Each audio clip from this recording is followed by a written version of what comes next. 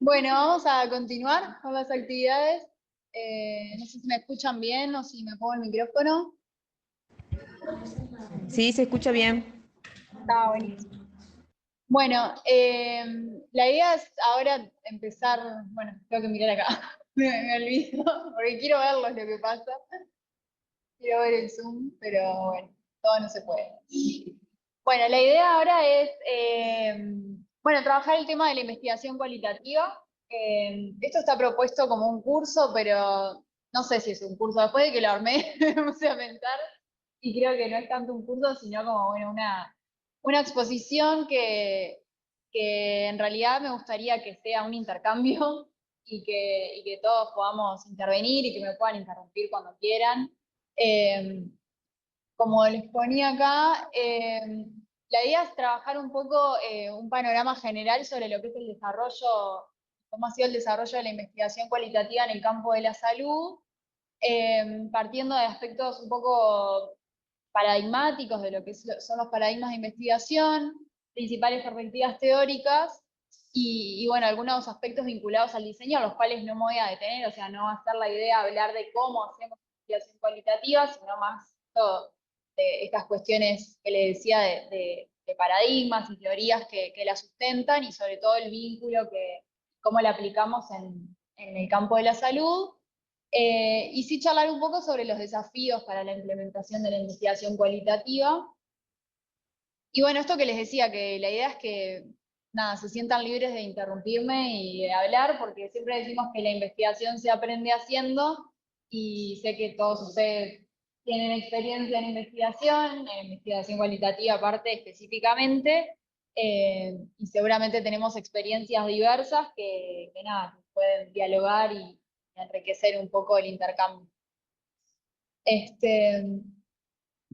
Bueno, entonces, como punto de partida les decía que mi idea era traer el tema de los paradigmas para arrancar, digamos, y bueno, y recordar que como seres humanos que somos, siempre hemos tenido la inquietud de dar una explicación a nuestra existencia y darle significado a nuestra existencia, y para eso hemos desarrollado distintas cosas.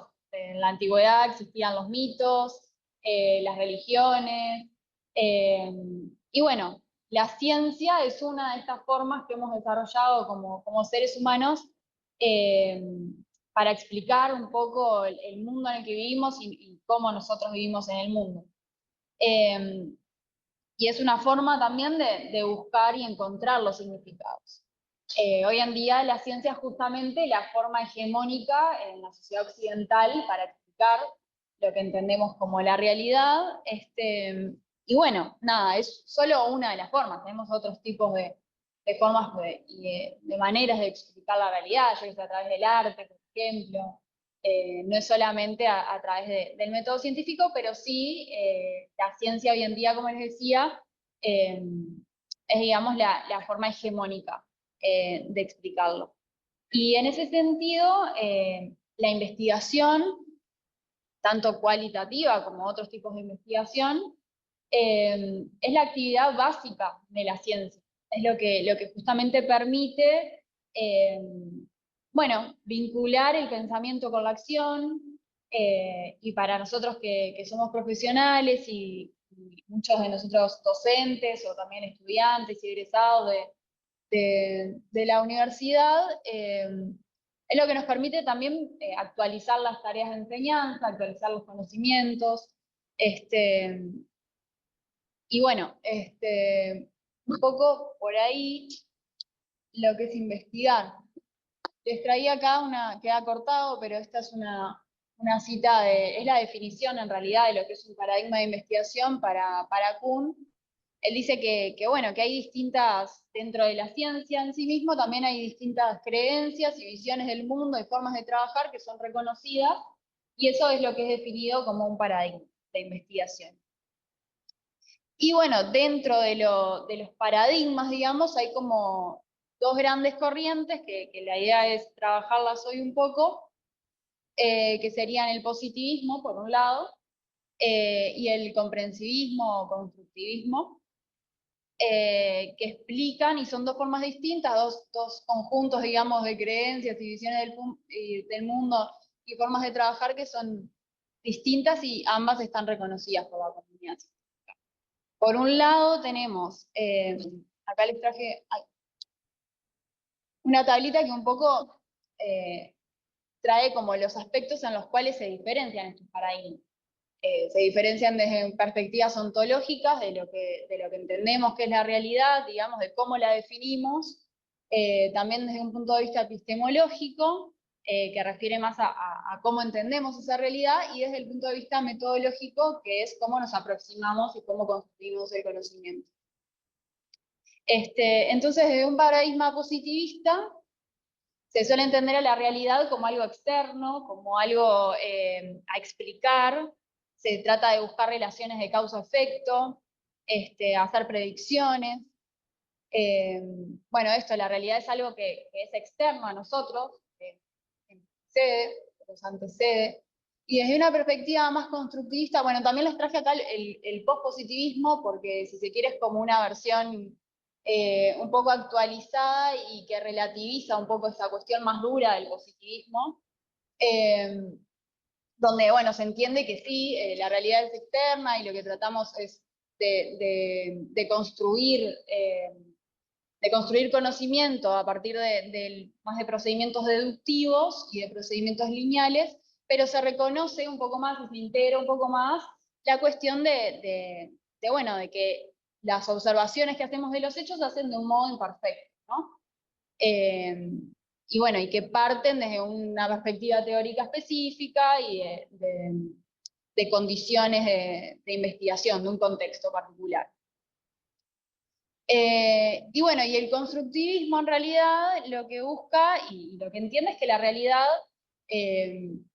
no es tanto en hecho, sino es construida, ¿no? Se construye a partir justamente de las interacciones entre los sujetos, que somos nosotros interactuando los que construimos la realidad, y por lo tanto el objetivo va a ser más bien comprender e interpretar esa realidad.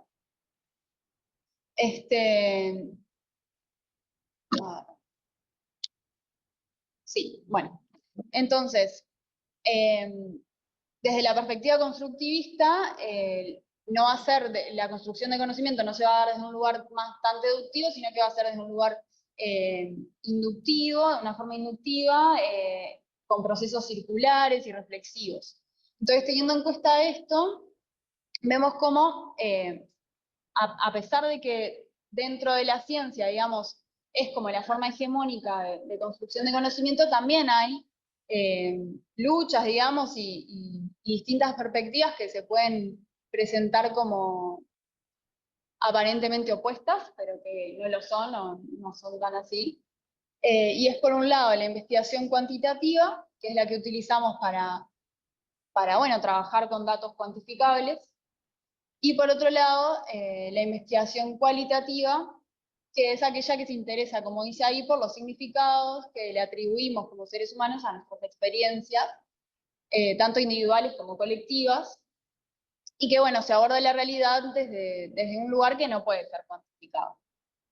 Entonces, como les decía, a pesar de la normatividad del campo científico, existen estas dos visiones, y me parecía que estaba bueno traer una cita. En realidad esto es como un texto bien breve de Fernando Pessoa. Es un mini cuento, extra mini, porque es muy, muy cortito, pero me parece que está bueno para tomarlo como punto de partida de esto de las dos visiones o de distintas visiones del mundo. Se los voy a leer. Dice así, el cuento se llama Tercero Incluido. Y dice, encontré hoy en la calle, por separado, a dos amigos míos que se habían peleado. Cada uno me contó la narrativa de por qué se habían peleado. Cada uno dijo la verdad. Cada uno me contó sus razones. Ambos tenían razón. No era que uno veía una cosa y el otro otra, o uno veía un lado de las cosas y el otro un lado diferente. No, cada uno veía las cosas exactamente como habían ocurrido. Cada uno las veía con un criterio idéntico uno del otro, pero cada uno veía una cosa diferente, y cada uno, por lo tanto, tenía razón. quede confundido por esta doble existencia de la verdad.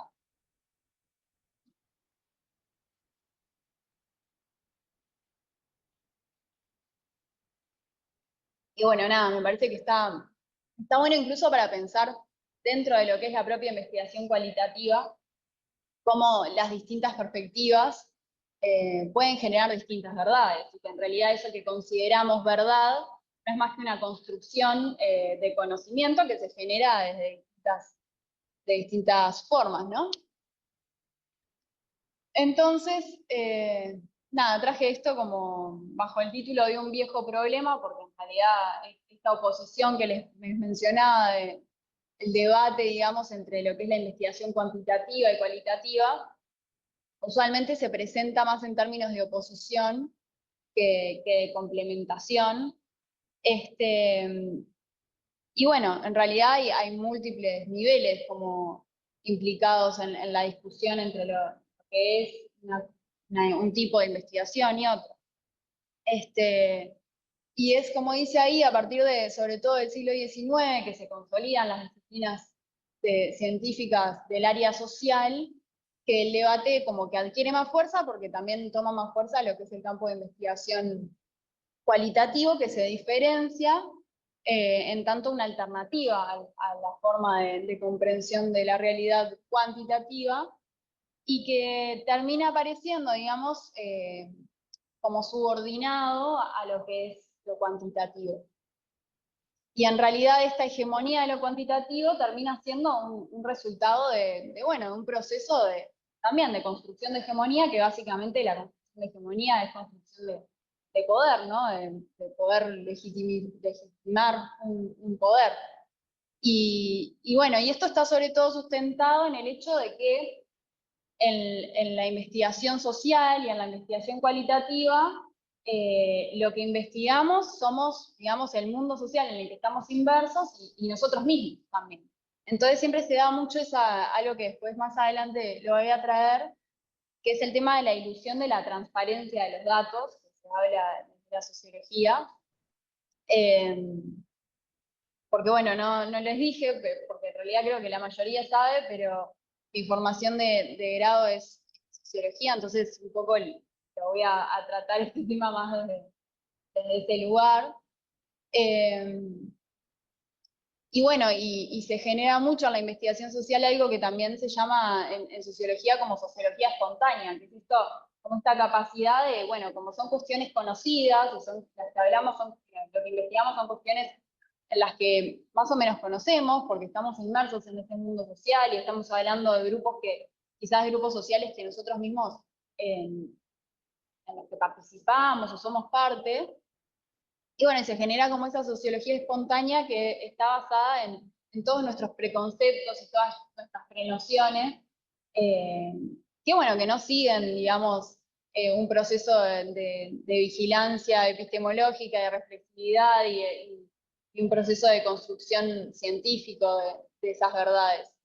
Entonces eso ha generado también que lo cualitativo quede un poco relegado, digamos, en relación a lo que es la construcción cuantitativa del conocimiento.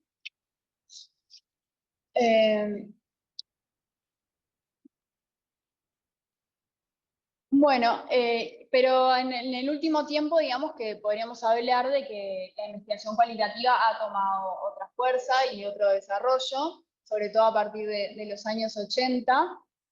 Como dice ahí, se ha observado como una reversión de esta tendencia a quedar más relegada. Hay un aumento en los trabajos de investigación cualitativos, también en las publicaciones científicas, se utilizan la metodología cualitativa. También hay mayor apertura en lo que es la enseñanza.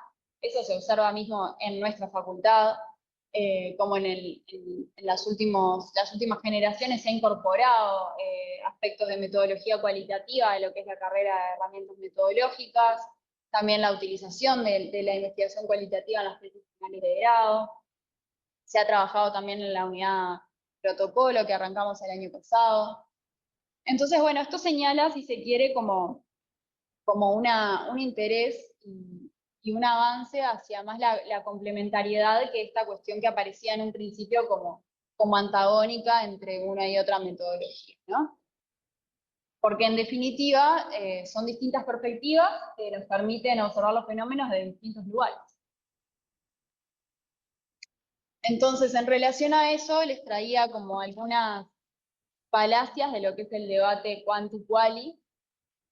En primer lugar, bueno, esto que aparece como la oposición radical entre una y otra metodología, y bueno, el planteo de que en realidad las técnicas no son en sí mismas cuantitativas o cualitativas, sino que depende mucho de cómo las analicemos, de cómo manejemos los datos que generamos.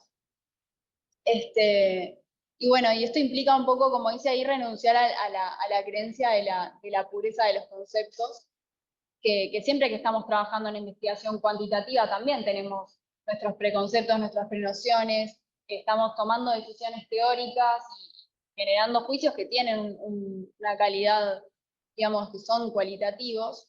Y también en lo cualitativo utilizamos los recursos numéricos para realizar los análisis. Entonces no es tanto una cosa separada de la otra, sino que, bueno, están bastante imbricados en lo que es el proceso de construcción de conocimiento. Bueno, ahí el antagonismo, digamos, entre las dos perspectivas, como les traía al principio, se observan a distintos niveles, desde un punto de vista paradigmático, como les mencionaba al principio, de cómo entendemos la realidad, a nivel epistemológico, bueno, desde lo paradigmático ya vimos bueno, que la investigación cualitativa, en realidad, la cuantitativa está basada en lo que es el positivismo y lo cualitativo está basado más en el comprensivismo. Y en otro tipo de teorías más específicas, digamos, a nivel marcos teóricos, como pueden ser la fenomenología, el interaccionismo simbólico, no sé, las teorías críticas. Desde un punto de vista epistemológico de cómo accedemos a la realidad y cómo relacionamos el conocimiento con la práctica, algo que los diferencia es el tema de que desde la perspectiva cualitativa, nosotros hablamos bueno, de la intersubjetividad, de la producción intersubjetiva de conocimiento, ¿no? De reconocer que trabajamos con sujetos también, siendo nosotros sujetos, y que en esa interacción se construye el conocimiento. Y por eso hablamos en investigación cualitativa, no hablamos de, de recabar datos, sino de crearlos, ¿no? De la generación en esa interacción de los datos y de la información. No recogemos, sino que creamos datos en el encuentro con otros. Bueno, después desde los aspectos metodológicos y técnicos, las estrategias que llevamos a cabo, las técnicas que implementamos, los instrumentos, se diferencian porque, bueno, dependiendo del paradigma en el que nos estemos posicionando, va a ser las técnicas y las teorías que vamos a utilizar, eso lo vamos a profundizar ahora un poquito más. Y después, bueno, también en relación a aspectos éticos e ideológicos, y en relación al papel del conocimiento, digamos, qué postura tomamos frente a los problemas de investigación, también hay algunas diferencias entre una y otra metodología. Acá está como el desarrollo en el detalle de esto que les traía.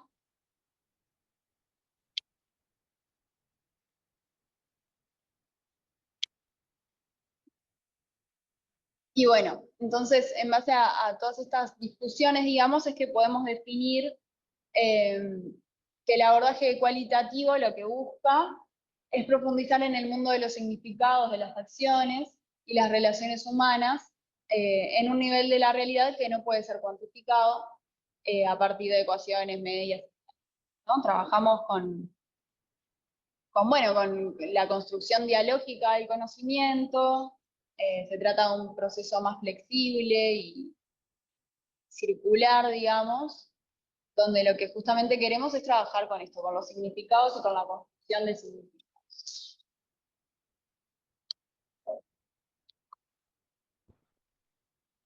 Entonces, un poco como para afinar lo que entendemos como investigación cualitativa, traigo acá algunos puntos para ver qué es y qué no es la investigación cualitativa en relación a este debate. Y como punto de partida les traigo una cita de Clifford Geertz, que es un antropólogo, si no me equivoco, muy importante, que dice así: quedaré cautivado por los componentes culturales específicos, estudiaré con atención los procesos de raciocinio, caeré de bruces sobre los sistemas simbólicos. Todo eso no hace desaparecer al mundo, al contrario, lo expone a la vida. Esto es un poco una forma de ver lo que es el proceso de investigación cualitativa. Entonces, la investigación cualitativa, como dice ahí, va a buscar la comprensión y la interpretación de la realidad de sujetos de investigación. Cuando trabajamos desde las perspectivas positivistas y cuantitativas, bueno, un poco trabajamos con objetos, digamos, un poco que objetivamos los sujetos de estudio, y en lo cualitativo justamente lo que hacemos es recordar y reconocer que estamos trabajando con sujetos y que nosotros mismos también somos. Lo que queremos comprender es justamente esas interacciones, los significados que esas personas le atribuyen. Y como les decía anteriormente, la construcción de conocimiento se da en un lugar dialógico. Después, otra de las características de la investigación cualitativa es que, bueno, su visión holística, que enfatiza en el contexto, el reconocimiento de que justamente el otro es un sujeto que piensa, que tiene sus valores, que vive en un contexto específico, y bueno, y también se rescata la heterogeneidad de la sociedad, y no se buscan las verdades, sino las múltiples verdades. También se entiende el conocimiento como procesual, el hecho de que la realidad no es estática, que cambia a lo largo del tiempo y de la historia. Y bueno, y también por eso las investigaciones tienen este carácter más flexible y dinámico y cambiante. A veces comenzamos con una pregunta de investigación que vamos modificando, y este proceso que es más reflexivo y circular.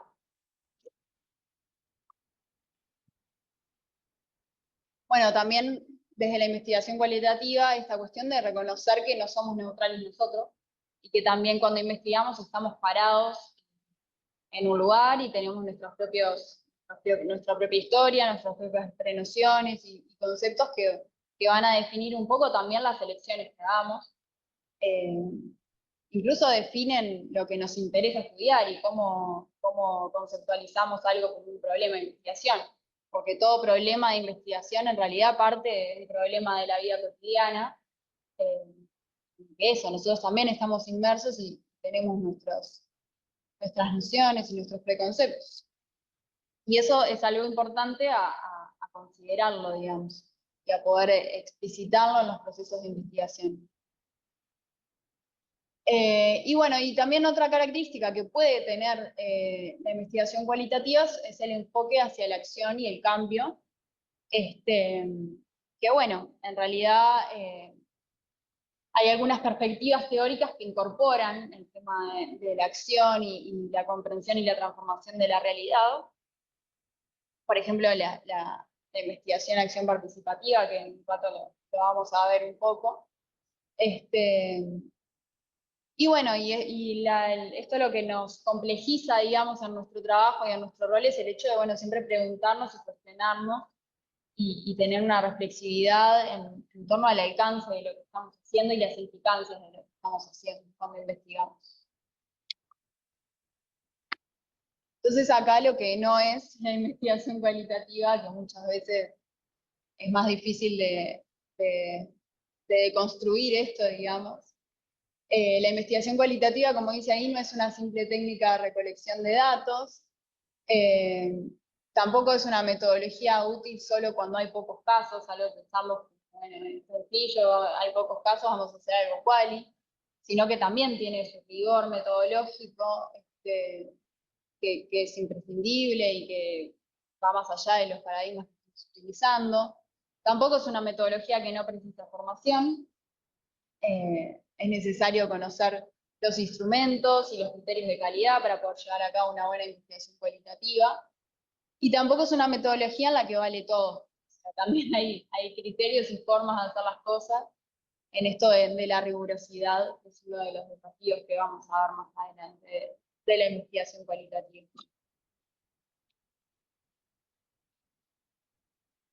No sé si tienen algún comentario o algo para decir hasta ahora. Entonces voy a pasar ahora un poco a aspectos del diseño. Pero Cristina, eso, vos estás en el chat ya, bien. Bien. Bueno, acá les traje como un mapita conceptual que siempre traigo, pero siempre hago la misma aclaración, porque en general cuando pensamos en los diseños de investigación y en las fases de una investigación, y cuando los vamos a enseñar también, tendemos a presentarlos de forma separada porque es más sencillo abordarlos así. Pero algo que caracteriza a la investigación cualitativa es justamente que es algo cíclico y que todo el proceso, digamos, está interrelacionado. Entonces, estamos constantemente, partimos de una definición paradigmática, obviamente, de la elección de una teoría general y después de una teoría sustantiva, pero estamos constantemente revisando esas cuestiones, revisando definimos los objetivos, pero una vez que construimos la base empírica también volvemos a revisar como algo bien modo espiral, digamos. Tenemos que tener una actitud reflexividad, que es muy importante durante todo el proceso, para, bueno, a medida que avanzamos, poder ir revisando todas estas cosas sobre todo la coherencia, digamos, general de los proyectos de investigación, que está muy dada por el punto de partida, que es la elección de una teoría, de una perspectiva teórica de todos los.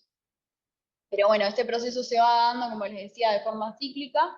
Es un proceso que es flexible y que se superpone las etapas unas con las otras, y que también es fundamental lo que está punteadito por fuera, que no se ve porque queda cortado, por lo menos acá en, no sé si en el punto de grado completo, está. Es lo que se le llama vigilancia epistemológica en sociología. Es un concepto que definió el sociólogo Pierre Bourdieu, y que hace alusión justamente a esta postura activa que tenemos que tener a lo largo de toda la investigación de reflexividad y de discusión de las implicancias de lo que estamos haciendo, del rol nuestro, de nuestro lugar, de cómo influye nuestra propia subjetividad en el proceso de investigación. Y bueno, como parte fundamental que tiene que estar presente en todo el proceso y en todas las etapas del proceso. Entonces vamos a empezar como, a pesar de que no me gusta, vamos a ir por partes. Y vamos a hablar un poco del rol de la teoría. Hay un libro muy bueno de Ruth Sautou que se llama Todo es teoría, que habla un poco de la importancia y del rol fundamental que tiene la teoría en el proceso de investigación y cómo está presente no solo en este primer momento, sino a lo largo de todo el diseño, digamos. La teoría es el gran hilo conductor, como el esqueleto de la investigación, y es lo que le da coherencia a todo el proceso, ¿no? Y bueno, o sea, iniciamos siempre una investigación con una teoría y a través de esa teoría construimos todo nuestro objeto de estudio, hacemos una elección metodológica. Como dice ahí, nos permiten las teorías definir cuestiones básicas vinculadas con el ámbito en el que se va a desarrollar la investigación. Y la teoría permea cada etapa del diseño.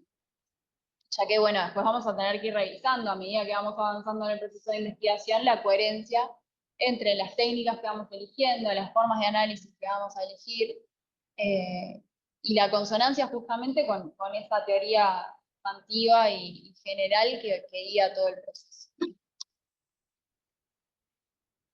Esta es una cita justamente de Sautou, que se las mencionaba hace unos minutos, que dice: la idea de teoría, o de qué es la teoría cuando se la define en el contexto de una investigación, impregna la totalidad del diseño, incluyendo obviamente la construcción del marco y los supuestos teóricos que sostienen la utilización de modelos estadísticos o una estrategia cualitativa. Entonces, sea el tipo de investigación que sea, el hilo conductor, el esqueleto, siempre va a ser lo que le dé coherencia, va a ser la teoría. Entonces, les traje algunas de las teorías y las perspectivas teórico-metodológicas de las ciencias sociales que se aplican a la salud y en las que se trabajan para hacer investigación cualitativa en salud. Que un poco lo que nos permiten, digamos, definir, cuando definimos una teoría, es contestar todas estas preguntas, ¿no? ¿Cómo se quiere construir el significado? ¿Qué es lo que nos interesa entender? ¿Cómo se quiere comprender? ¿Cuál es el grado de participación o el rol que vamos a tener como investigadores o equipo de investigación? ¿Cuál es el grado de participación de los actores con los que vamos a trabajar, de los sujetos con los que vamos a trabajar? ¿Cuál es el grado de interpretación del estudio? ¿Cuáles son las técnicas más adecuadas para obtener y generar información? Y bueno, y hay múltiples enfoques teóricos, ahora vamos a ver un cuadrito. Y cada uno de ellos implica, digamos, no sé cuál es. Cada uno de ellos implica una respuesta distinta a todas, ¿no? Entonces, estas son algunas, obviamente, no son todas, pero son las principales, creo, teorías, perspectivas teórico-metodológicas en la investigación cualitativa en salud, tomadas de las ciencias sociales. La primera de ellas, la que les traje primero, es el interaccionismo simbólico. Ahora vamos a ver un poco, desarrollar un poco qué es lo que, en qué se diferencian y en qué se sustentan y cuál es el objeto de estudio en cada una de ellas. Y dentro de lo que es el interaccionismo simbólico tenemos los modelos de orden negociado, la teoría de la etiquetación y también la etnografía, que en realidad no viene estrictamente del interaccionismo simbólico, pero bueno, en algunas cuestiones se la podría clasificar como vincular interaccionismo. Después tenemos la fenomenología, y dentro de la fenomenología la etnometodología, el constructivismo social y la hermenéutica.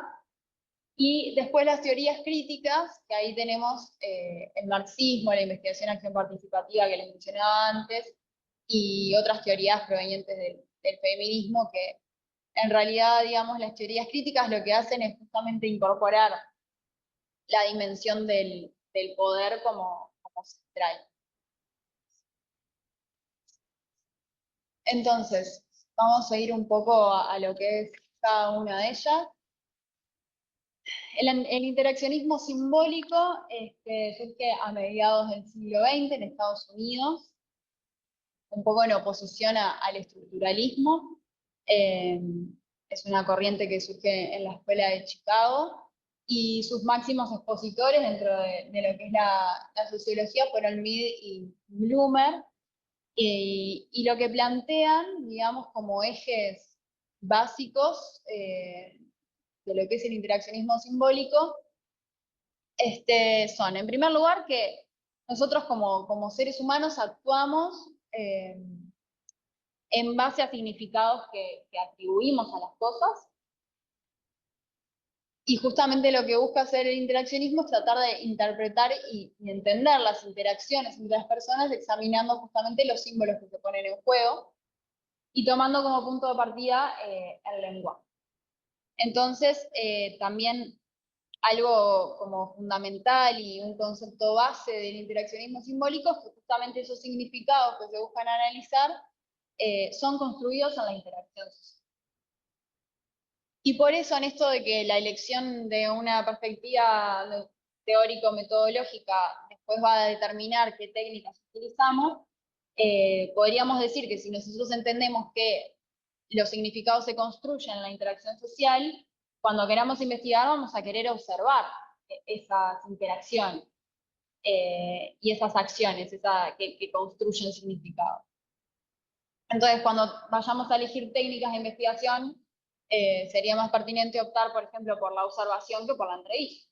Justamente lo que queremos es ver esas interacciones y no escuchar cómo los actores conceptualizan esas interacciones, que eso sería algo que entraría más en el marco de lo que es la tecnología. Y bueno, y también algo que plantea el interaccionismo simbólico, no solo que los significados se crean en la interacción social, sino que también se van modificando y se van actualizando en la interacción social.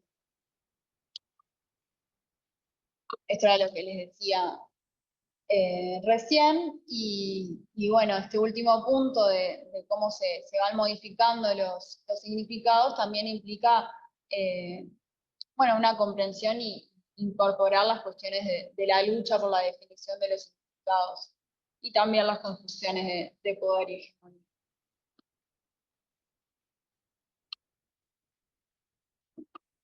Dentro de lo que es el interaccionismo simbólico, yo les traía ahí en la tablita estas tres, me quedaron mal numeradas, pero estas tres corrientes, digamos, que bueno, dentro de lo que es el modelo de negociación, son teorías que se han utilizado mucho para estudiar, por ejemplo, el rol perdón, los conceptos de salud, de enfermedad, los vínculos médico-paciente, también lo que son los procesos de enfermedad crónica desde la perspectiva de las personas, los procesos de salud de enfermedad.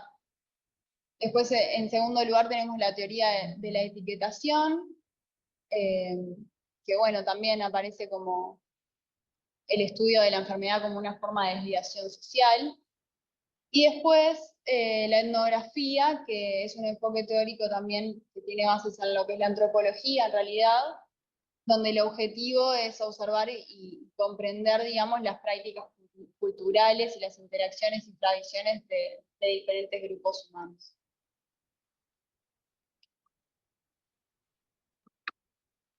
Desde el punto de vista fenomenológico, la pregunta que nos podríamos hacer de base, y digamos que sería el cómo conocemos, también tiene una fuerte impronta filosófica, la fenomenología, y lo que busca es explicar cómo los individuos dan significado a fenómenos sociales a través de las experiencias de vida. Y se busca, digamos, capturar el significado y las características comunes utilizando la descripción rigurosa de las vivencias. Por eso, como les decía antes, lo que se interesa es justamente recoger los relatos de las personas de sus experiencias de vida. Se entiende que los objetivos, digamos, el objeto de la fenomenología es justamente visualizar la realidad y poder posicionarnos como ponernos los lentes, digamos, de la persona y ver cómo esa persona ve la realidad. Y se entiende que eso se refleja a través del lenguaje y de la experiencia. Y por eso se hacen entrevistas, se hacen preguntas en primera persona que justamente puedan recoger esos discursos y esas experiencias.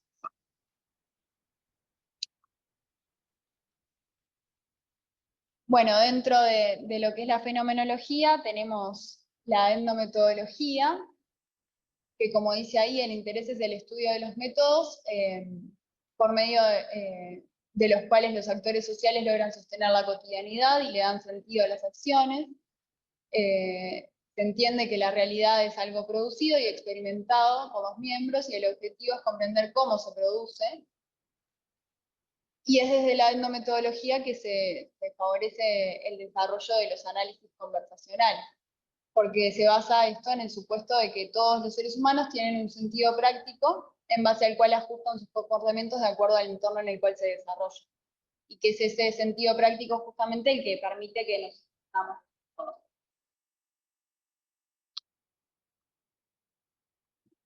Bueno, el socioconstructivismo parte mucho de lo que planteaban Berger y Luhmann, de que la realidad es una construcción social.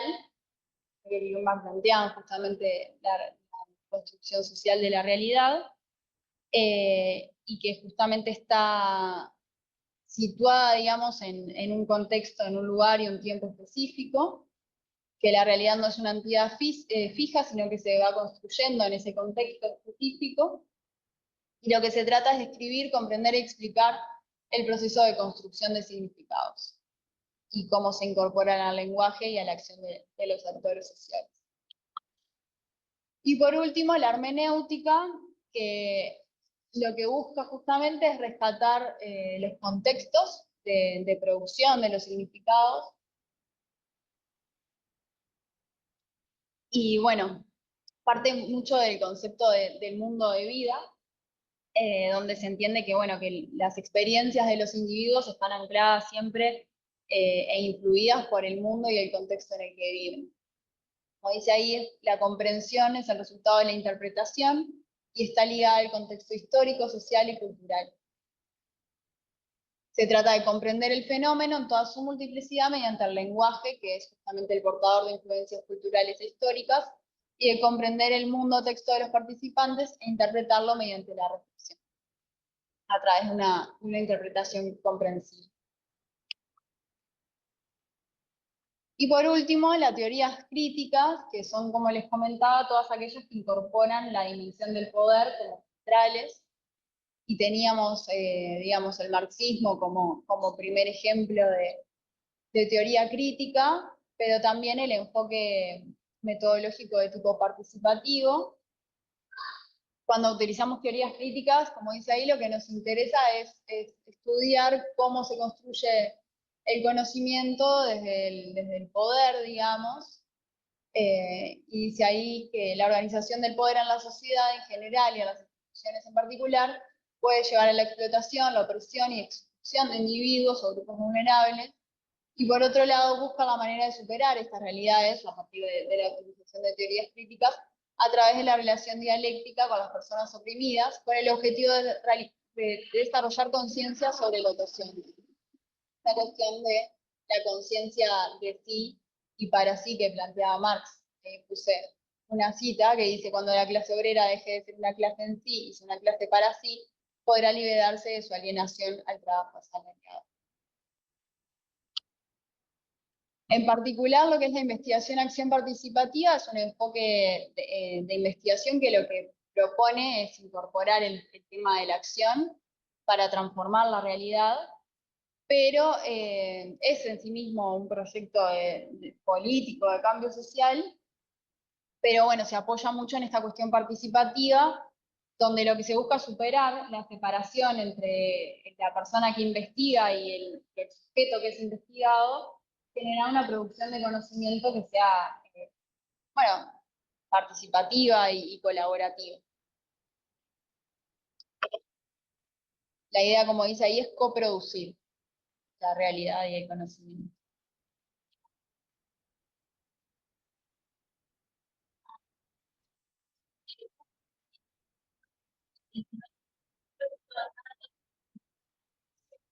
Sí, sí, sí, sí. Hay un manual de la Universidad de Barcelona de investigación, para acá, investigación cualitativa en salud, y también hay un libro muy bueno de Roberto Castro que usa más o menos las mismas. Es como una clasificación muy básica que se tiende a utilizar siempre en ciencias sociales aplicadas a la salud. El libro de Roberto Castro se llama Teoría Social y Salud, y él trae y desarrolla ahí un poco lo que ha sido el desarrollo de la investigación cualitativa en salud en México, pero específicamente en México, pero trabaja Roberto Castro. Trabaja mucho cada una de estas perspectivas, el interaccionismo simbólico, la fenomenología. Sí, exacto.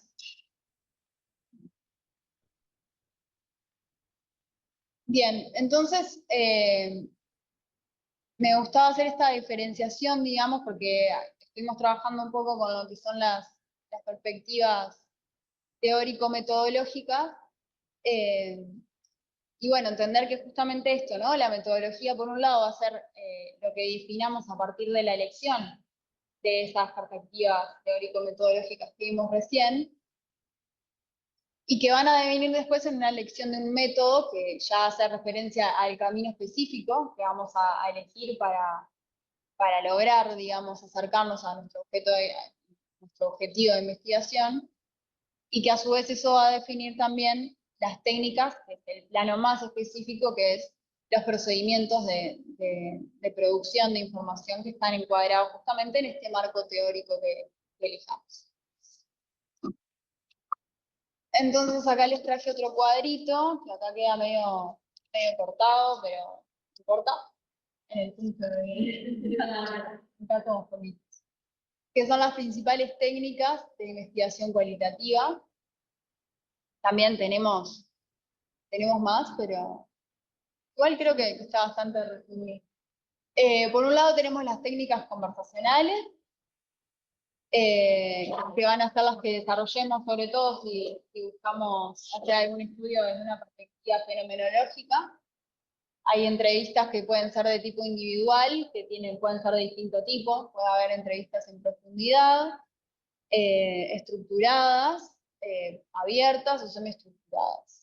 Y después en el lado de las entrevistas grupales, tenemos los grupos focales. No sé, Mariela, si vos ves ahí en el qué más había. Ahí va. Bien, ahí va, los grupos triangulares y los grupos de discusión. Exacto, perfecto. Muchas gracias.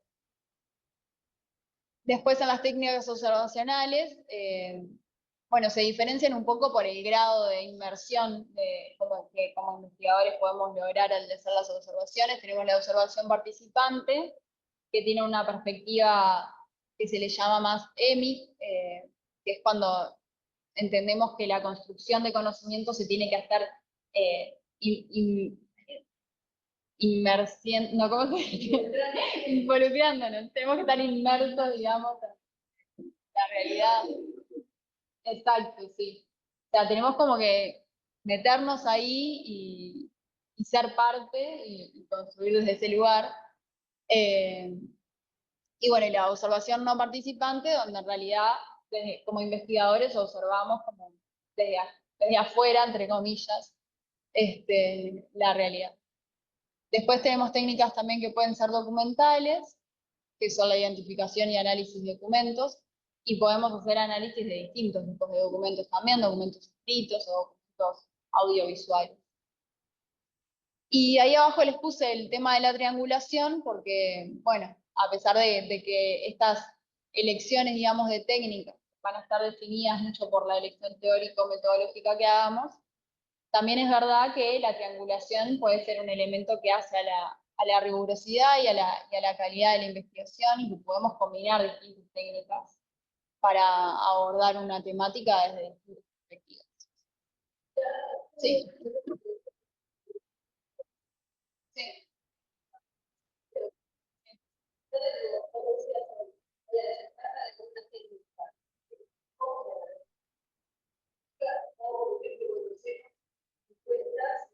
Son entrevistas. Son entrevistas. Pasa que son cerradas.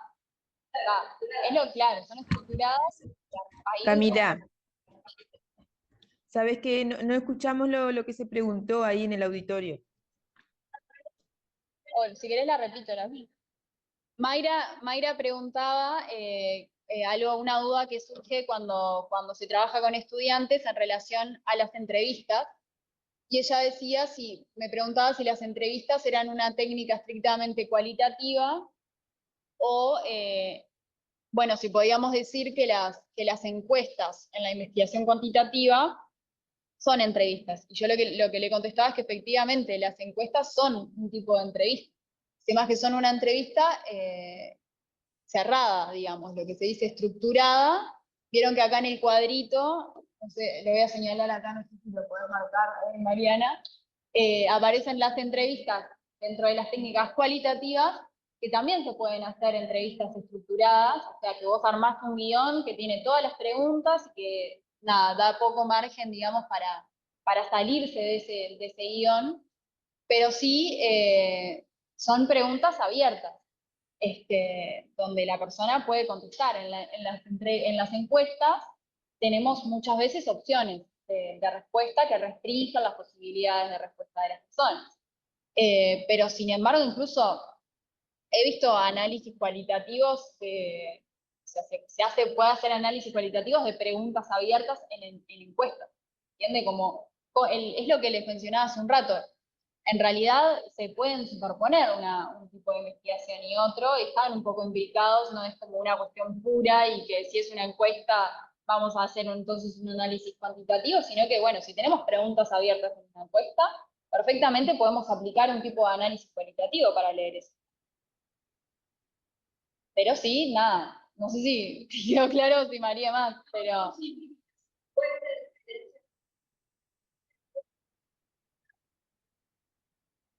Entre la encuesta estructurada y la Sí, sí. La encuesta siempre es estructurada. Siempre es estructurada porque no existe la encuesta semiestructurada, creo, porque el orden de las preguntas ya está estipulado, ¿no? Y ahí el diálogo que vos establezcas con la persona va a estar fijo, o sea, las preguntas tienen un orden y ese orden tiene un pienso por detrás. Está toda la cuestión justamente de la reflexión y del sesgo que se maneja en lo cuantitativo, que en lo cualitativo no hablamos del sesgo, pero el orden que les damos a las preguntas tiene un sentido, tiene una razón de ser, y eso es cerrado y estructurado. En lo cualitativo hay otra posibilidad en el diálogo. Podemos manejarnos, o sea, hay otra apertura, digamos, a la construcción de conocimiento en el momento con la persona y en esa cuestión dialógica. Y otra posibilidad, la respuesta también. La respuesta, nada. Si es muy estructurada, por más de que tenga preguntas abiertas y no se pueda como alterar el diálogo, va a ser más de tipo encuesta. El tema es que después, cuando vos apliques el análisis, tenés que ver. Si son preguntas abiertas, vas a aplicar análisis de tipo cualitativo, perdón. ¿Sí?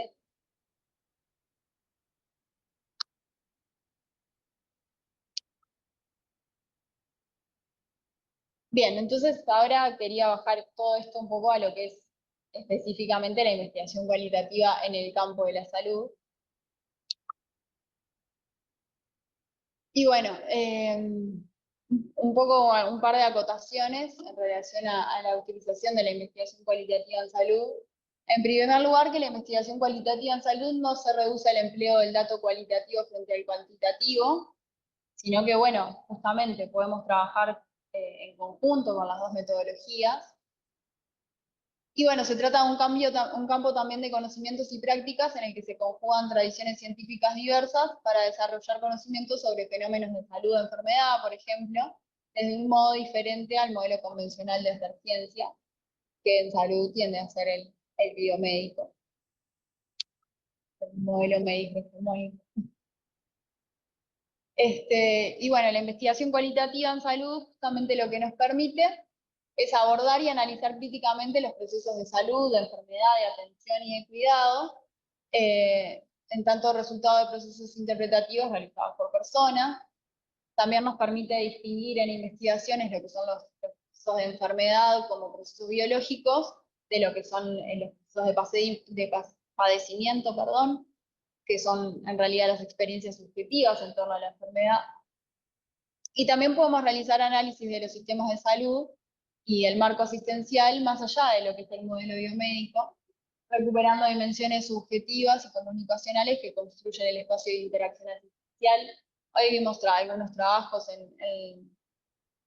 en el espacio de comunicaciones orales de sistemas y servicios de salud que justamente recogían esto. Hablamos un poco de lo que eran las tecnologías en el sistema de salud, lo que se plantea desde las teorías de la salud colectiva, de las tecnologías livianas y las tecnologías más duras, que son justamente los instrumentos y las cosas que utilizamos, los procedimientos que utilizamos, y las tecnologías blandas como los procesos de comunicación en las instituciones, y un poco lograr equilibrar, digamos, la utilización de los distintos tipos de metodologías para recuperar la cuestión de esto, de que somos sujetos trabajando con personas también.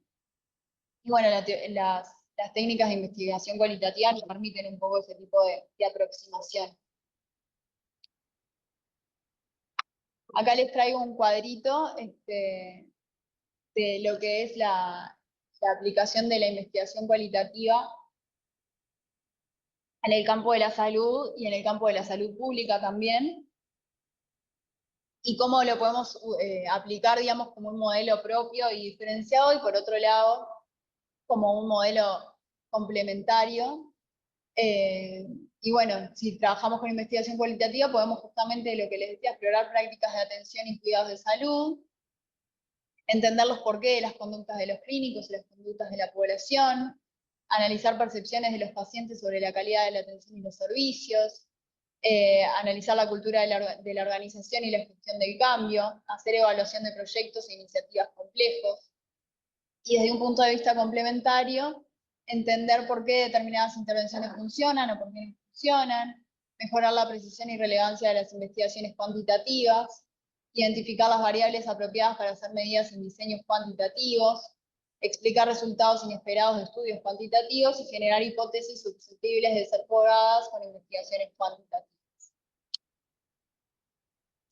Esto es un poco, bueno, el desarrollo, digamos, de lo que es la investigación cualitativa en Iberoamérica, y aparece en esta tabla comparada con lo que es el desarrollo de la investigación cualitativa en países del norte, y ahí vemos cómo en América Latina y Iberoamérica aparece menos desarrollada que en países del norte, donde, bueno, los paradigmas igual los más utilizados son en los países del norte el postpositivista, el construccionista y la teoría crítica, mientras que en América Latina se utilizan más los paradigmas positivistas y el marxismo y las teorías críticas, con mucho más desarrollo.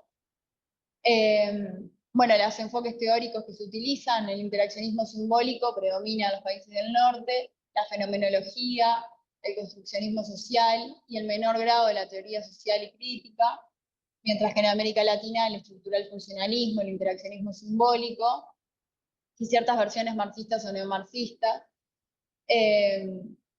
Las diferencias en las temáticas, en cómo utilizamos, digamos, la investigación cualitativa. En América Latina se estudia mucho la endomedicina, los sistemas de atención, problemas de salud, las relaciones interpersonales en instituciones terapéuticas, aspectos sociales de la profesión de salud, educación médica. Y bueno, en países del norte son mucho más las enfermeras las que realizan investigación cualitativa en salud, mientras que en América Latina lleva a cabo sobre todo por servicios sociales y médicos. Eso igual creo que está cambiando y evolucionando. Y bueno, acá algunas respuestas y la pregunta de por qué como profesionales de la salud se investiga tan poco desde las perspectivas de las ciencias sociales. Y un poco estas reflexiones de que, bueno, las ciencias sociales sufren, digamos, por el lugar que ocupan en la cultura, lo que les traía al principio de la construcción de hegemonía y cómo a lo largo de la historia las perspectivas cuantitativistas han sido hegemónicas por esta cuestión de la proximidad, de que aparecen como demasiado cercanas las ciencias sociales, y bueno, y se las presenta como poco científicas. Las ciencias sociales también padecen la dificultad de afrontar y asumir la subjetividad como fuente y condición de conocimiento, el interés por el otro, la vigencia del conocimiento lego, el rol no neutral del investigador, también por la naturaleza política de sus objetos. Todo lo que estudiamos cuando hacemos investigación cualitativa es objeto, digamos, de luchas, como plantea Bourdieu, que son campos que investigamos y que están en constante lucha por la construcción de hegemonía también. Bueno, esto del carácter común de los objetos es lo que ya les decía y les había mencionado antes, el tema de la sociología espontánea. Ahí hay una cita de Roberto Castro que dice: pocos se atreven a discutir las diferencias entre la física newtoniana y la física cuántica. Además, alguien más desarrolla una teoría para explicar cualquier hecho social. Porque eso, no hablamos de geología, porque entendemos que no sabemos nada, pero sin embargo sí podemos hablar de suicidio. Bueno, es algo un hecho social que vemos todos los días.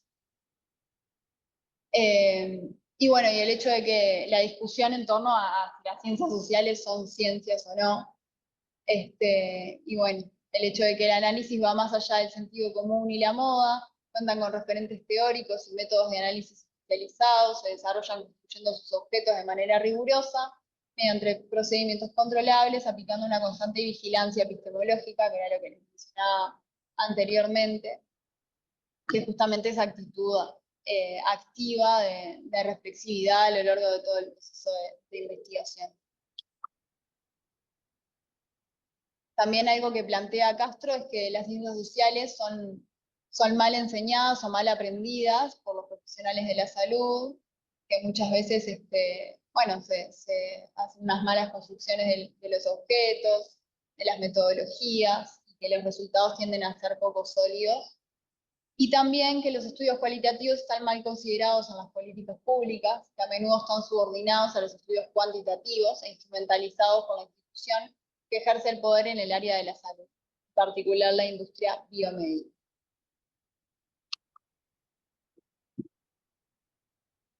Bueno, y ahora un poco los desafíos de lo que es la implementación de la investigación cualitativa en salud. Que en realidad son desafíos que se presentan siempre que hacemos investigación cualitativa, sea cual sea el campo en que vayamos a desarrollarlo. Pero bueno, el tema de ahí aparece cortado, pero la ilusión de la transparencia de los datos, que mencionaba más temprano, es un obstáculo al que toda investigación cualitativa se enfrenta, y refiere a esto que les mencionaba, ¿no? La sensación de familiaridad con el objeto de análisis, y que, bueno, nos presenta el riesgo y la dificultad bueno, de tender a la simplificación y alcanzar conclusiones superficiales o equivocadas. Bueno, hacer uso justamente, gracias, de todas, poner en juego, digamos, todos nuestros preconceptos y todas nuestras prenociones. También el hecho, como un segundo desafío, el problema de olvidarse de los significados, que sería exactamente lo contrario a este primer punto, que es cuando, bueno, caemos en el tecnicismo excesivo y nos ponemos demasiado rigurosos y nos olvidamos de que, bueno, justamente estamos trabajando con sujetos y nos estamos olvidando de la comprensión de los significados. También el tema del distanciamiento entre la fundamentación teórica y la evidencia empírica, que bueno, hay ahí como dos dificultades. Por un lado, el riesgo de caer en un excesivo empirismo, o sea, de dejar que los datos, pensar que los datos hablan por sí solos, o en un excesivo teoricismo, y es como, bueno, olvidarnos de los datos y solamente hacer hablar a la teoría. Y después, por último, las elecciones y estrategias de análisis equivocadas, que eso un poco relaciona a lo que es la coherencia general de los proyectos, las dificultades que a veces hay para poder hacer las lecturas y los análisis desde los posicionamientos teóricos, metodológicos que elegimos en un primer momento.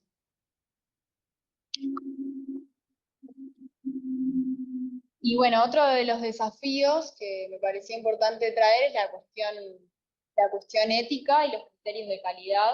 Llevamos a cabo en investigación cualitativa. Y acá una pregunta que, bueno, si el carácter humano y holístico de la investigación cualitativa es suficiente y nos garantiza que no exista riesgo para los participantes. Y bueno, un poco la respuesta es que no. Esto lo dice Denise Gastaldo y Patricia McGiver. Dicen, el carácter cualitativo de un estudio no garantiza su propiedad ética. La investigación cualitativa debe ser construida por un constante proceso autorreflexivo para comprender las implicaciones éticas que sus métodos pueden suscitar.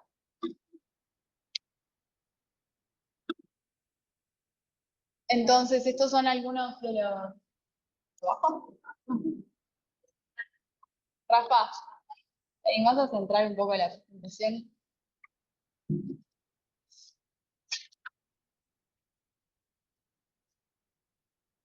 Ahí va. Gracias.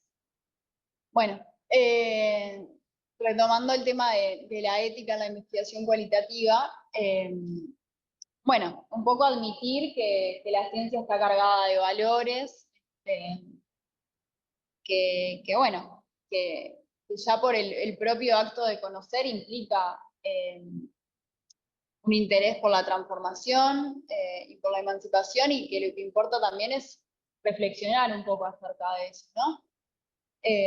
Entonces, ahí traje algunos puntos en relación a cuestiones éticas en cada etapa del proceso de investigación, en lo que es la construcción del problema, en la manera en cómo lo conceptualizamos, la manera como las preguntas de investigación son formuladas, cómo la muestra es seleccionada, cómo generamos los datos, cómo son interpretados y representados los resultados, y cómo son difundidos y utilizados los resultados. En relación a lo que es el desarrollo de esto de las cuestiones éticas a la investigación, sobre todo en la investigación en ciencias sociales, Weber desarrolló y estudió mucho esto desde la sociología comprensiva, y él planteaba la importancia y la responsabilidad ética de los investigadores en los procesos de investigación, y cómo cuando investigamos, la investigación puede tener efectos positivos, pero también puede tener efectos negativos, que justamente la reflexión ética pasa por pensar, digamos, desde dónde estamos haciendo la investigación y cuáles son los alcances de las decisiones que estamos tomando, poder prever un poco cómo va a afectar eso a los sujetos con los que estamos trabajando. Entonces, la ética no es solamente un código o una norma, sino que tiene que ser una actitud de respeto y reconocimiento del otro como sujeto de investigación. Y ahí les traje algunos, si querés bajarlo un poquito. Ahí va. Algunos criterios éticos básicos que tenemos que respetar en toda investigación cualitativa. En primer lugar, el tema de si vamos a trabajar con personas, si vamos a entrevistar personas, la realización de consentimientos informados, en los cuales podamos informar claramente cuál es nuestro proyecto, cuáles son los objetivos, las implicancias para las personas de participar en una investigación, que se establezcan los límites de la participación de las personas, la posibilidad de que puedan voluntariamente decidir bajarse del estudio, esto de que también la participación siempre tiene que ser voluntaria. También los criterios de reciprocidad, que es bueno tener en cuenta a los otros, a sus expectativas, sus intereses, qué esperan de la investigación. Respetar los criterios de confidencialidad y el anonimato y cómo garantizar a los participantes que sus nombres no sean conocidos. O bueno, si estamos trabajando con informantes calificados, bueno, cómo gestionamos eso también, porque a veces interesa que se sepa quiénes son las personas, porque es la opinión de alguien en particular.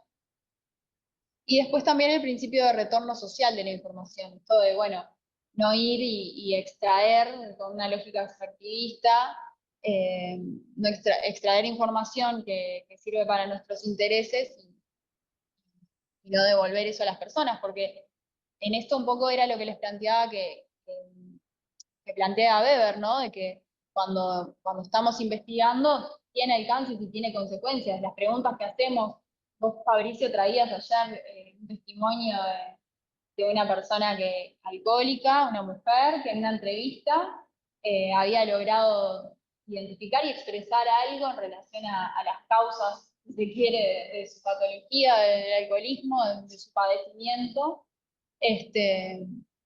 Y eso ella no lo había podido expresar en ningún otro contexto. Bueno, nada, eso la persona no queda, no es indiferente a eso, digamos, estamos generando algo, quizás era la primera vez que lo ponía en palabras, y eso tiene sus efectos, y bueno, tenemos una responsabilidad como investigadores sobre eso.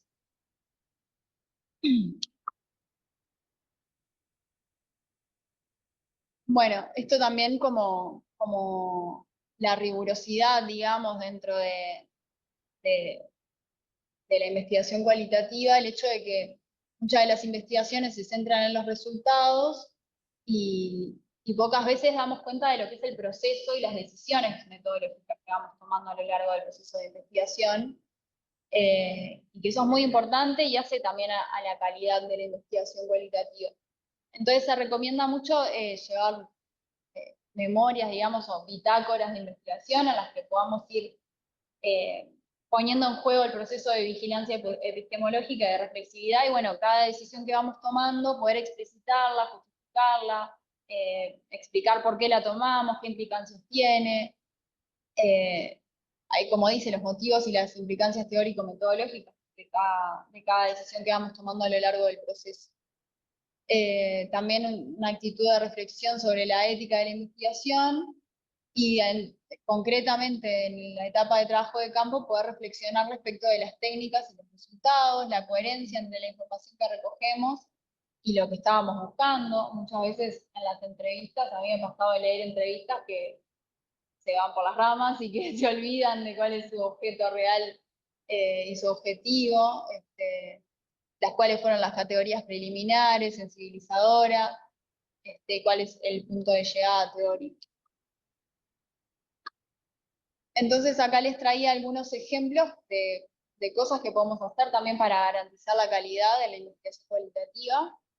Una de ellas es la triangulación de técnicas y de actores como forma de contrastar la información, y también esto está basado en la heterogeneidad, digamos, conocer la heterogeneidad social, y bueno, que a partir de diversas técnicas o de hablar con distintas personas, podemos justamente asegurarnos cierta calidad de la información que estamos y del conocimiento que estamos generando.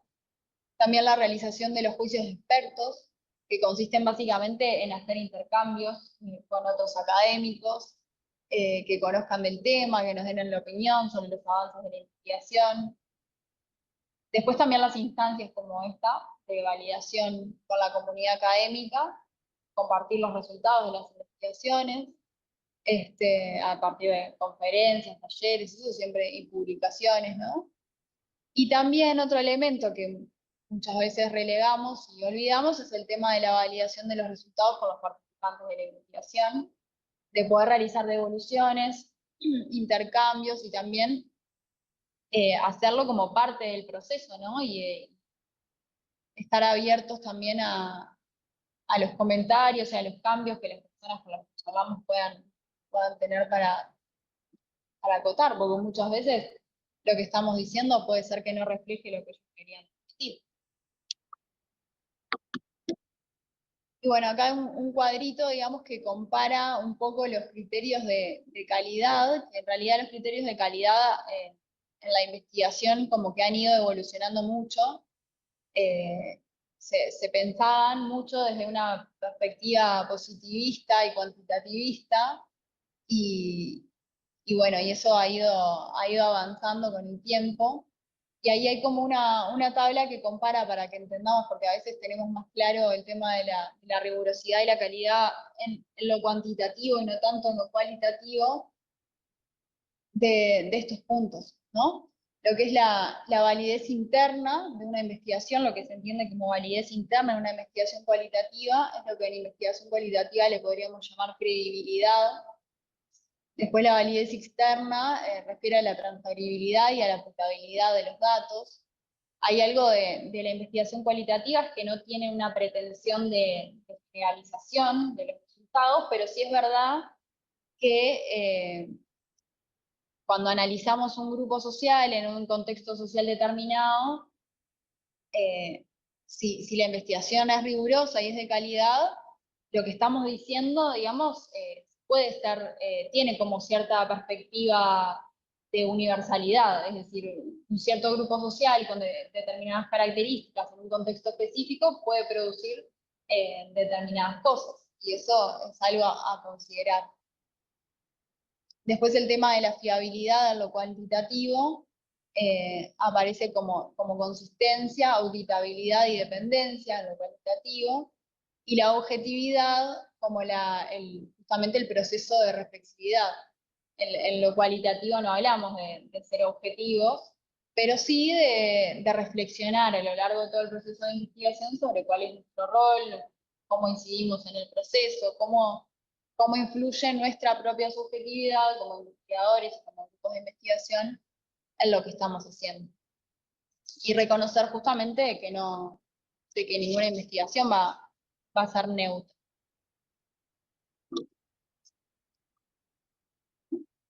Bueno, y estos son también como tres momentos, digamos, en los que la rigurosidad y la calidad se expresan. Por un lado, los criterios de calidad que vimos antes, pero después en el proceso de investigación, también a partir de los procesos de adecuación metodológica y teórico-epistemológica, que ir chequeando a lo largo de toda la investigación, la coherencia entre nuestro punto de partida, nuestra pregunta, nuestro objetivo y los métodos que vamos eligiendo. También realizar análisis de la relevancia y la pertinencia social de los sistemas de investigación, la validez a partir de la complicidad interpretativa, que es un poco esto del intercambio con las personas con las que estamos trabajando, y como les mencionaba anteriormente, también la reflexividad, que refiere al proceso de autoconocimiento consciente del equipo de investigación y al rol. Bueno, y estas son cuestiones como a considerar y a recordar siempre que llevamos a cabo investigaciones cualitativas.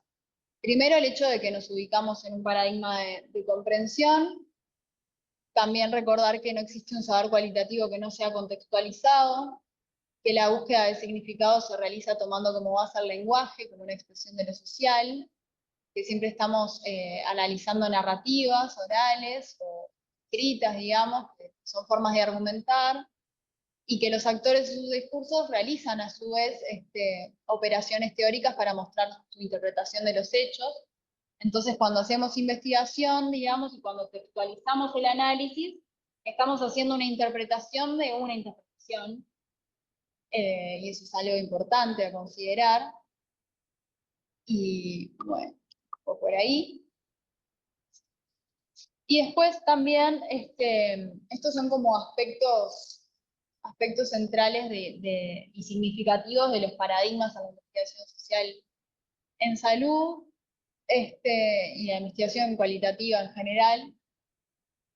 El primero de ellos es el alcance de la descripción, de que cuando hacemos investigación cualitativa, estamos trabajando en procesos donde lo que buscamos es un poco desentrañar estructuras, y se habla un poco de desentrañar porque en la mayoría de los casos las estructuras no están explícitas. Después el tema de la densidad de las estructuras conceptuales que se superponen y se entrelazan, que bueno, la idea es como poder visibilizar esas estructuras conceptuales y ponerlas en juego, y revelar el entramado complejo de relaciones sociales, los componentes complejos de la realidad. Después la extensión, y es que, bueno, en general cuando hacemos investigación cualitativa buscamos más bien lo intensivo más que lo extensivo, como lo cuantitativo, y que un poco dejamos de lado esta ambición de generalizar, como hablábamos antes, aunque sí es verdad que hay cuestiones que pueden ser universales. Después la perspectiva del análisis sistémico, que lo que intenta es comprender las significaciones otorgadas por los actores con los que estamos trabajando a los hechos que estudiamos a partir de sus propias explicaciones. Después el constructivismo, el hecho de lo que hablábamos al principio, de que en investigación cualitativa no hablamos de recoger datos, sino de generar datos, y que nosotros como investigadores, situados socialmente, creamos a través de la interacción las realidades que constituyen después nuestros materiales de investigación. Y bueno, después también el tema de la vinculación del discurso con sus condiciones de producción. Y acá les traje una cita de Analía Kornblit, que dice: como investigadores somos sujetos activos con capacidades puestas a prueba para comunicar, evocar, traducir diferencias culturales y desnaturalizar aquello que pretende presentarse como natural, que casi siempre está en el orden de la dominación. Apelamos a los sujetos para obtener información, interpretaciones, gestos, etc., que son valiosos para la comprensión de una situación, pero ¿qué destino damos a las palabras, a sus interpretaciones? ¿Por qué incorporarlas al texto o no? Es decir, ¿por qué brindarles un lugar a los textos? Y esto un poco lo traigo para terminar haciendo una reflexión en torno a lo que es la presentación de los resultados a la investigación cualitativa. Y cómo incorporamos esas voces de las personas con las que hablamos cuando presentamos los resultados. Hay distintas formas, digamos, presentar los resultados o la investigación cualitativa, pero sí hay algo que es importante considerar, y es el tema de que la difusión también, en todo tipo de investigación, es parte fundamental del proceso de investigación. Entonces, bueno, hay distintas formas en las que podemos realizar esto. Una de ellas es la traducción, que es cuando presentamos los resultados de una forma que sea asequible para que los participantes del estudio se puedan beneficiar de él. Implica ir más allá de la mera presentación científica y académica, digamos, de los resultados y de la redacción científica, de la redacción de artículos científicos, perdón. Y bueno, tratar de generar materiales que sean de utilidad, ¿no? Para las personas con las que trabajamos también. Y después, también otra forma es generar, digamos, lógicas de intercambio a las cuales presentemos los resultados y generemos espacios de intercambio en las cuales las personas puedan realizar críticas, puedan intervenir, digamos, en lo que es la redacción de sus resultados. Y también esto implica ir más allá de los participantes del estudio, implica generar como lógicas de intercambio con la comunidad en general, y que los resultados de las investigaciones estén disponibles para la comunidad en general. Cuando escribimos esto en relación a lo que es la redacción en investigación cualitativa, también hay distintas formas de integrar estos discursos, textos. Podemos integrar los discursos de modo ilustrativo, como dice ahí, que es bueno, cuando usamos simplemente las citas para ilustrar aseveraciones y conclusiones que hacemos como investigadores, interpretaciones que hacemos como investigadores, y colocamos citas que refuerzan eso. Bueno, también está el modo restitutivo, y acá hay un ejemplo muy paradigmático, que es un libro de Bourdieu que se llama La miseria del mundo. Él hace entrevistas, y la forma de presentar los resultados es básicamente presentar las entrevistas enteramente. O sea, él lo que hace es realizar una introducción que contextualiza el proceso de entrevista y cuenta un poco en qué marco se realizó, obviamente que tiene un contexto y un objetivo de la entrevista, y realiza lo que se entiende como una suerte de copete, de que es una introducción a cada entrevista, y después hace una reflexión, pero se presenta la entrevista entera, digamos. Y que no es la forma más común, digamos, la más común de presentar es el modo ilustrativo, ¿no? Y después hay otra forma de presentar los resultados, que es a través de un modo más analítico, donde lo que hacemos es identificar estructuras dentro de cada entrevista, y bueno, se comparan y se ponen en común como esas conceptualizaciones y esas estructuras que identificamos. Y esto, como una reflexión final, es que justamente es necesario generar estrategias innovadoras en lo que generen impacto social, en lo que es la investigación cualitativa, y que justamente es una metodología que nos invita y que nos permite jugar con nuestra propia creatividad en esto, justamente, sobre todo, no solo en el proceso de investigación, sino también en esta última fase de devolución de los resultados, de traducción de los resultados. Por ahí.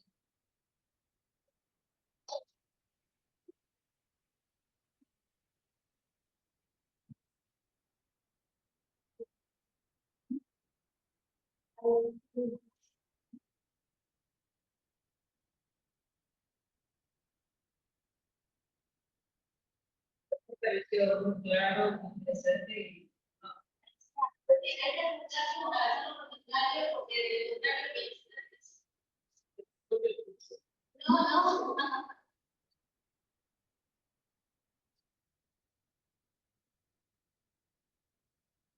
¿Así se escucha? No, yo le quería decir a Camila que realmente me pareció muy claro, muy claro y muy bien llevado, con un resumen muy bueno, que además clarifica esto que hiciste dentro de lo cuanto y lo cual, y el proceso de lo cual, y qué no es, qué es. Yo tuve la oportunidad de hacer en mi maestría, era quanti quali, entonces esa conversación, esa triangulación, y bueno, me recordó mucho, pero ahora, como tú decías, las maestrías actuales, en el curso que nosotros tenemos, muchas eligieron la metodología cualitativa e incluso compartimos con la compañera Mariela, dos estudiantes bueno, que están todavía identificando la metodología, se inclinan por lo cual y bueno, querían ver. Pero quiero decir que me pareció muy bueno, muy claro y que realmente fue una síntesis muy buena. Así que muchas gracias. De eso era un comentario muy positivo. Hay dos opciones de chat. Una pregunta sobre que la relación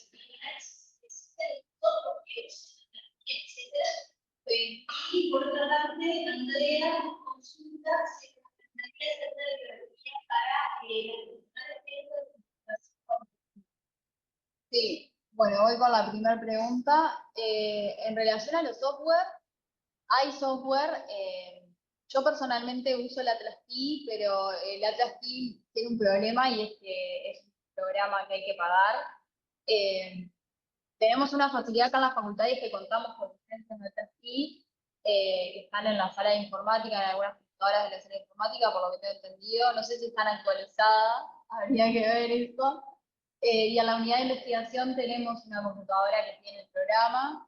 Tenía entendido que en algún momento también se habían comprado licencias de ustedes, pero habría que chequear eso en qué anda. Y bueno, en realidad yo estoy muy acostumbrada al Atlas, pero también existen otros programas como el MaxQDA. También hay software hoy en día, por ejemplo el R, que se usa para el procesamiento de datos cuantitativos, funciona con método de sintaxis, cosa que es medio raro, pero que incorporaron también el análisis cuantitativo de datos. Y bueno, software, opciones hay muchas. El que manejo es el Atlas. Y realmente creo que la utilización de software ayuda muchísimo a lo que es la sistematización y hacer un análisis ordenado, y también te da otras opciones de generar nubes de palabras, mapas conceptuales, de forma más ordenada. Pero claro, siempre se puede hacer, dependiendo del alcance de la investigación, recurrir a los métodos manuales.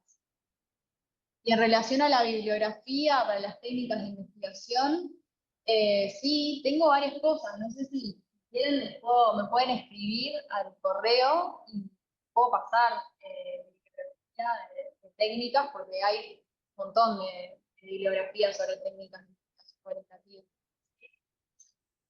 Sí, yo la había puesto en la presentación, pero es steven@fem.edu.com. STIV larga N. Me escriben y les paso la lista. Dale. Sí, está perfecto.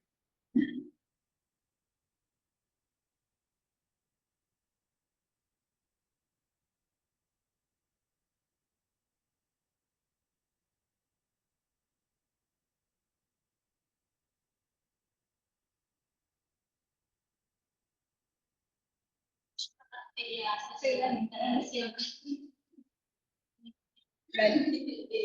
Muchas gracias. Me quedo por acá. Bueno, yo también me animé a hacer investigación cualitativa en la maestría, y bueno, yo hice método biográfico y realmente no pensé que me iba a costar, o sea, realmente me costó mucho, aprendí un montón. Y realmente, más allá del esfuerzo que implicó, porque es realmente muy laborioso ese tipo de investigación, es fascinante. Es fascinante, y además yo esto utilicé citas, como mencionaba Camila, ¿no? Esto de las citas ilustrativas y cómo poder escuchar esto, las vivencias con las palabras de la propia persona, ¿no? Y contando la situación que había vivido, tiene una potencia tan impresionante, ¿no? Que realmente es maravilloso. Y bueno, y otra cosa que, claro, pensando en que las enfermeras hacemos, digamos, en el contexto de la interacción con las personas en la salud, ¿no? Hacemos entrevista, pero otro tipo de entrevista totalmente diferente. Y esto cómo requiere hacer un tipo de entrevista biográfica. En mi caso fue algo que requirió, que al principio me escuchaba y me daba vergüenza. Cuando hice la prueba piloto, escuchaba la grabación y me daba vergüenza ajena, porque decía, no puedo ser tan mala entrevistando. Y bueno, cómo uno va desarrollando esas competencias, ¿no? Y bueno, y logrando identificar de repente aspectos como para poder repreguntar, ¿no? Cosas que no quedan claras, y después poder hacer el análisis primario para poder, en una segunda entrevista, en mi caso, poder profundizar aquellos aspectos que no emergían espontáneamente en la primera entrevista o cosas de esas, y realmente fue un proceso de un gran aprendizaje y lo recomiendo. No, y alguien está bueno que menciona Mariana y que me parece que es algo que facilita también la investigación cualitativa por su carácter flexible, circular, y también esto de la reflexividad que les traía a lo largo de la presentación, es el hecho de, bueno, las etapas de la investigación están imbricadas una con la otra, entonces vos nunca habías hecho una entrevista biográfica y fuiste, hiciste una entrevista biográfica, esta cuestión de no esperar a hacer todo el trabajo de campo para ir y ponernos a analizar, sino, nada, tipo, mandarnos a hacer el análisis de la entrevista 1, y poder ir ajustando, poder mejorando no solo los instrumentos, sino también eso, nuestro lugar como investigadores, y poder aplicar esas técnicas de reflexividad y ver cuánto sesgamos las preguntas cuando las decimos, o cuánto dirigimos, o cuánto dejamos hablar a la persona. Nada, hacer técnicas como, cuánto aplicamos técnicas de respetar los silencios, no sé, hay como un montón de cuestiones que se van aprendiendo, se van incorporando con la práctica, pero con la práctica y con la escucha activa, ¿no? De todo el proceso. Como un ida y vuelta en investigación. Yo una de las que fue grupo focal. Y a mí me gustó mucho y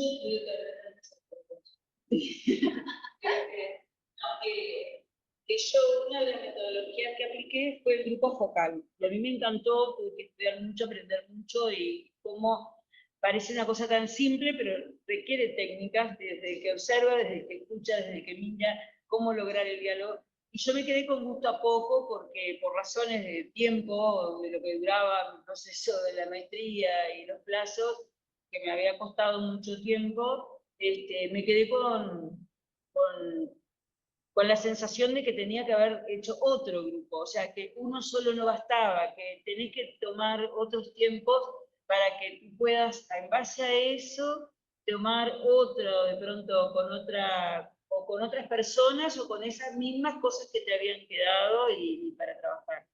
Por eso digo, me parece que requiere también eso que vos decís, un ida y vuelta, una reflexión, un mirar qué es lo que lograste, qué es lo que volvés a lograr. A mí, por ejemplo, me pareció muy bueno el intercambio que se daba en el grupo cuando estaban planteando sus cosas, cómo se miraban, cómo unos con otros se potenciaban. A mí me pareció que era una técnica muy, muy buena, que la disfruté y me quedé con gusto a poco. Era un poco eso.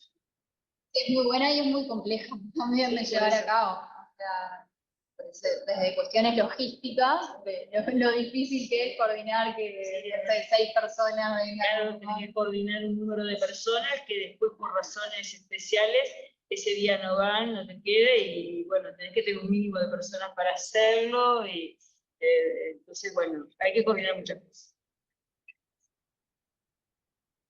Muchas gracias, Alicia, por compartir tu experiencia. Tengo una pregunta en el chat que creo que no me la abordaron, que los resultados por hacer una temática en la que se estén haciendo en la facultad un poco para la investigación. No, en realidad, desde las 3 líneas de investigación se hace investigación cualitativa. Tenemos los núcleos de investigación en cuidados, en formación de recursos humanos en salud y en sistemas de salud. Y en las 3 líneas se desarrollan. No sé si llegaron a escuchar eso, pero cuando se generaron los núcleos de investigación, yo no sé si está están acá Juan Pablo, bueno, Mariela se fue recién, pero si estará Juan Pablo por la vuelta, porque hicieron un análisis de los temas de investigación que se estaban llevando a cabo en las maestrías y a nivel de grado también. Creo que a nivel de maestría lo hicieron. Y ahí se observaba que la mayoría eran estudios cuantitativos, pero que se están haciendo lo cual en las tres líneas.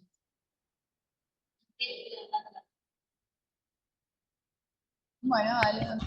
Camila, hay una mano levantada en el chat, en el Zoom de Andrea Lucas. Sí, dale, Ana. Hola, bueno, felicidades por la exposición porque la verdad que estuviste muy clara como siempre en un tema muy difícil y con esa solidez que siempre presentás. Pero yo compartirles que a veces cuando escuchábamos lo que decían las compañeras, que una buena estrategia para hacer investigación cualitativa es investigar con otro que ya viene o incorporarse a grupos que vengan. Porque esa parte que parece, que uno la escucha en el relato, la reflexividad, el análisis, la verdad que es difícil. Si no hay alguien que te enseñe cómo se hace, dónde se empieza, cómo se analiza, cómo... Es difícil. Yo digo, y mi tesis de maestría fue cualitativa en el estudio de las narrativas, y mi tesis de doctorado fue teoría fundamentada. Y las dos realmente las dos veces fueron nuevas, las dos experiencias para mí. Y si no hubiera tenido compañeros que me enseñaban a cosas tan básicas, decir, bueno, se analiza de esta manera, se explica de esto, mira, podés hacer así, y necesitas realmente compartir el trabajo, porque todas las investigaciones necesitas, pero creo que en cualitativa, donde nosotros tenemos como menos historia en Uruguay, en enfermería, en investigar, ¿no? Porque en el mundo la investigación de las enfermeras ha sido como un avance súper, en el caso de la teoría fundamental, las que más usan son las enfermeras. Investigan a través de teorías fundamentadas las enfermeras.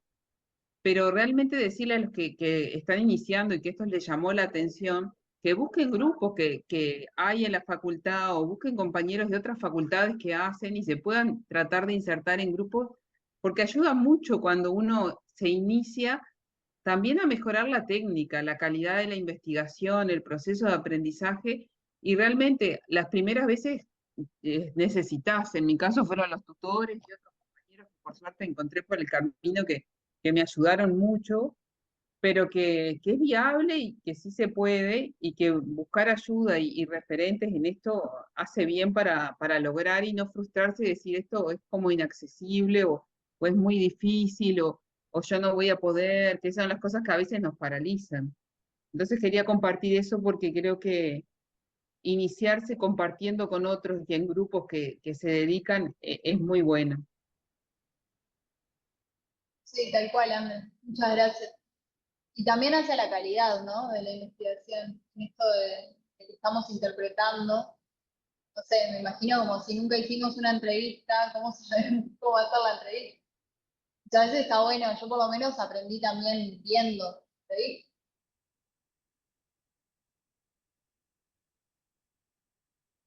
No sé si hay algún otro comentario. ¿Cómo se analiza en una cuenta clave? Hay cursos de entrenamiento.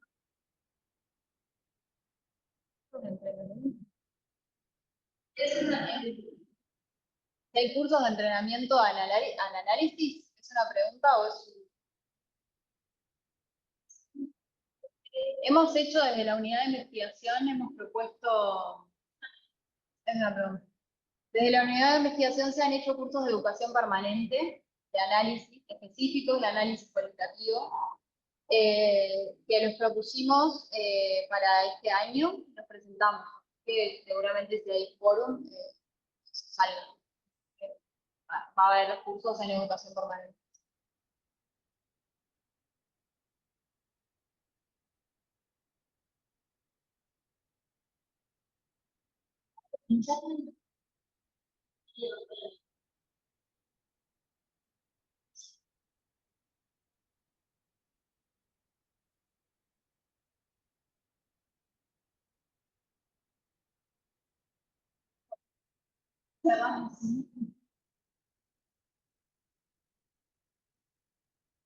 Bueno, muchas gracias a todos por acompañar la actividad.